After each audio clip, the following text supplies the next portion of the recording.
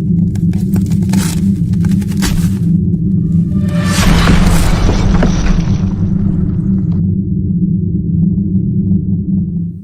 guys, welcome to Fantasy Tip. Max here with you for another episode.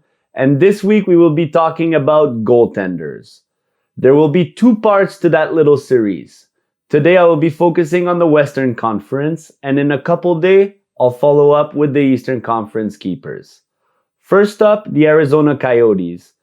The Arizona Coyotes tandem returns for another season. I personally love that Connor Ingram finally gets a chance. I've always liked his battling style, whether it was in the AHL or juniors. And although he has a career average of 3.40 in the NHL, his save percentage is above .905. This is good, but he still remains irrelevant fantasy-wise. Karel Vejmelka should cement himself as the number one option. It's his job to lose, honestly. The big 6'4" keeper played in the World Cup last May, where he went 2 wins, 2 losses with a shutout, but posted a 1.78 GAA and a 944 save percentage. The Czech Republic got edged out by the US in quarterfinals, but it was still a very good showing. Last year, he was 18 wins, 24 losses, and 6 OTLs with the Coyotes, having excellent flashes by moment. And I do believe Arizona has a much better team this season than they did last year. He currently ranks as the number 31 goalie by NHL.com for fantasy, but I see him to be a borderline top 24 in fantasy hockey. Up next, we have the Calgary Flames. Jacob Markstrom will start as the number one keeper, as he should. The thing is, he and the Flames went from the 5th ranked team with a 913% to bottom 3rd at 889% in the span of a year. His 892% was ranked 46th out of 56 goalies who played above 20 games last year. Yikes. Will he bounce back, or is this a sign of regression beginning? Only time will tell. Dan Vladar for himself had a very inconsistent season as well, where he posted a 2.83 GAA and 896%.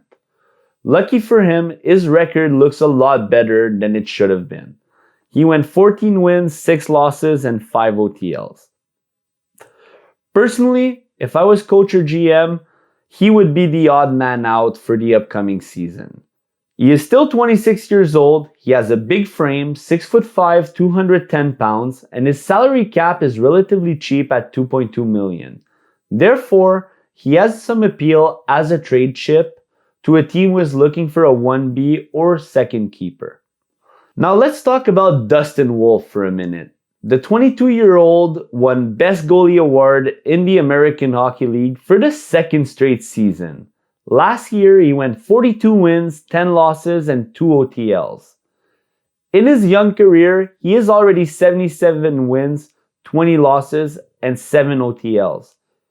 CHL Scholastic Player of the Year, CHL Goalie of the Year, U20 World Junior Champion, 2-time Bas Bastian Memorial Award winner, and the MVP of last season in the AHL. This guy does not belong in the American Hockey League anymore. Please get him up as soon as possible. Just to show how underrated he is currently at an ADP of 230. That's one spot in front of Chris Kunitz, who retired 4 years ago. Basically, I'd stay away from this goaltending committee because it's still impossible to tell what's going to happen in the next 2 to 4 months. As a hockey fan, keep an eye out for young Dustin Wolf, and if you're a Flames fan, you better pray that they don't send him back down. In deep leagues, take a chance on Dustin Wolf as a last pick, because this could be a steal. Up next, we have the Chicago Blackhawks. Very important distinction to make here. If you're in a standard league that values GAA, save percentage, and wins, stay clear of the Chicago Blackhawks keepers.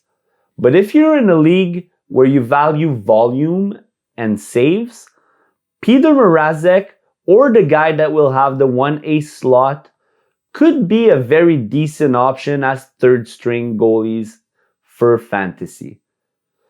Apart from Mrazek, Soderblom had 2 wins in 15 games, so I think Mrazek is bound to slightly have better statistics than he did last year. He should be closer to a 900 percentage.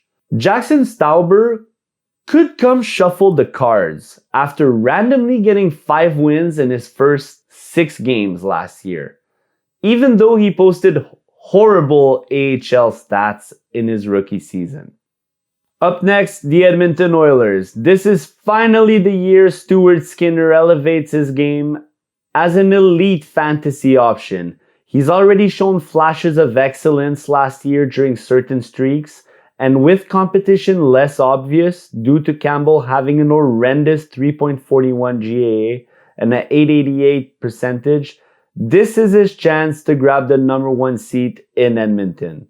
The Oilers should finish number 1 atop their division with ease, and I wouldn't be surprised to see Skinner get more than 30 wins this season. I think he is severely underrated in draft rankings. This might backfire, but I have him as a top option for the 2023-2024 season. As for the Los Angeles Kings, we have a very interesting battle and a very hard one to predict in Copley versus Talbot. Cam Talbot is ranked as the number 26 goalie and Copley as the number 34. Kind of bizarre for a guy who had a 24 wins, 6 losses, 3 OTL season. Yes, his stats were not phenomenal, a 2.64 average and a 903 percentage. But what that tells me is that the guys in front love to play for him and in front of him. When a goalie has this much of a disparity in wins, losses, and has mediocre statistics, it means that the boys up front show up to win. Cam Talbot is the new guy in town and is a typical 1A option. He is not an elite starter, but he is better than your average backup. He's also 36 years old and not getting any younger. One thing to note is Coach Todd McClellan is a firm believer in Talbot. He rode Cam Talbot to 73 games and 42 wins, which made Talbot the number 4 Vizina Trophy runner-up in 2016-2017. I would reverse each other's ranking, but at this point in the offseason, who knows? Well, one thing for sure, David Riddick is not getting either one of these guys' jobs. For the Minnesota Wild, Philip Gustafsson emerged as the true number 1 keeper in Minnesota last year. Although he played only 37 games, he still managed to finish the number 9 goalie in terms of fantasy points in standard leagues. The 9 slot is exactly where he is being drafted at the moment.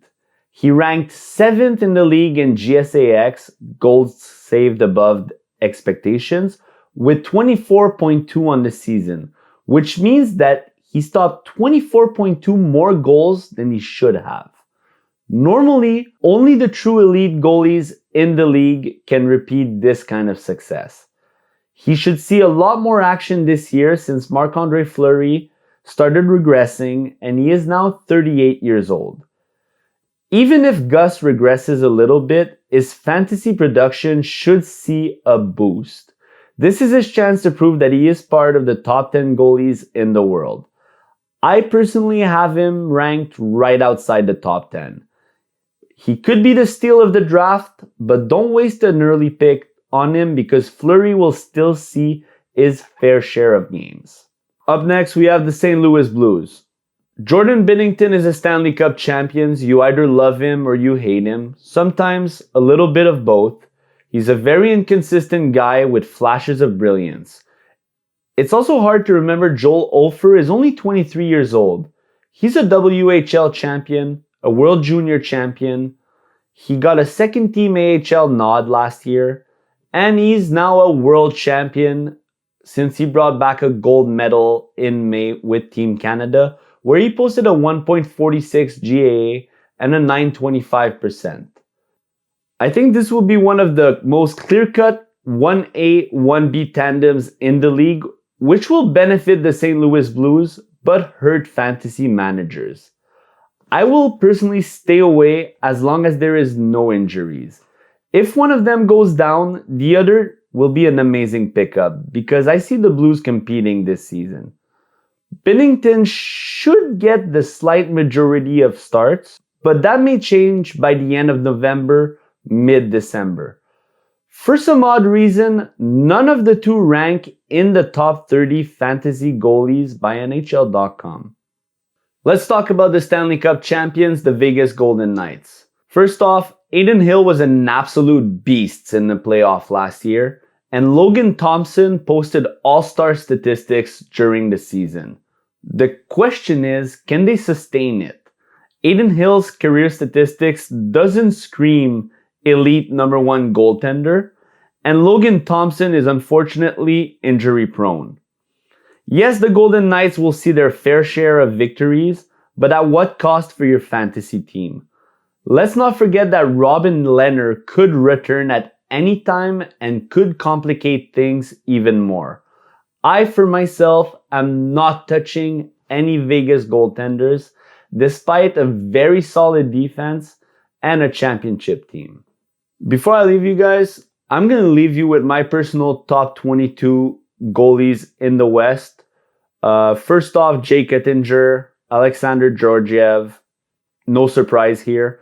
I have Stuart Skinner at number 3, where NHL.com have him at number 8. We followed that up with Jussi Saros, Connor Hellebuck.